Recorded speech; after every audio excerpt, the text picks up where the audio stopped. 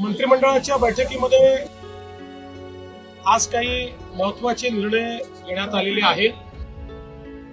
यामध्ये विशेषतः गेल्या काही महिन्यांमध्ये सातत्याने महाराष्ट्रामध्ये जी अतिवृष्टी झाली आणि त्यामध्ये शेतकऱ्यांचं जे काही नुकसान झालं या संदर्भात एक आढावा आम्ही घेतला.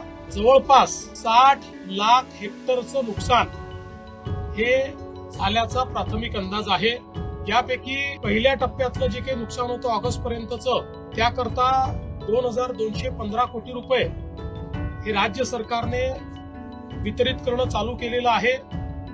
ई केवायसीचे जे काही अट होती ती शिथिल करून अॅग्रिस्टॅकच्या रेकॉर्ड प्रमाणेच ते पैसे देण्याचा आम्ही निर्णय घेतलेला आहे आणि त्या संदर्भातली कारवाई आम्ही सुरू केलेली आहे.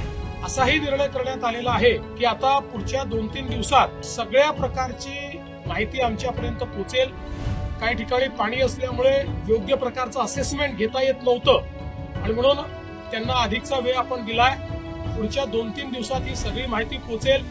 त्यानंतर शेतकऱ्यांना करावयाची मदत असेल, जी खरडून गेलेली जमीन आहे त्याच्याकरता करायची मदत असेल, विहिरींच्या संदर्भात करायची मदत असेल, घरांच्या संदर्भातली मदत असेल, तातडीची मदत जी आपण सुरू केली आहे त्या संदर्भातले निर्णय असतील, वेगवेगळ्या प्रकारे ज्या ज्या प्रकारचं नुकसान झालेलं आहे त्या सगळ्या नुकसानाच्या संदर्भात एक कॉम्प्रिहेन्सिव्ह पॉलिसी तयार करून आणि ही सगळी जी काही मदत आम्ही करणार आहोत ही पुढच्या आठवड्यामध्ये त्या संदर्भातली घोषणा आम्ही करू आणि शक्यतोवर आमचा प्रयत्न आहे की सगळी मदत ही शेतकऱ्यांना दिवाळीपूर्वी त्यांच्या खात्यामध्ये मिळाली पाहिजे अशा प्रकारचा प्रयत्न आम्ही करणार आहोत. तसाच निर्णय मंत्रिमंडळाने घेतलाय.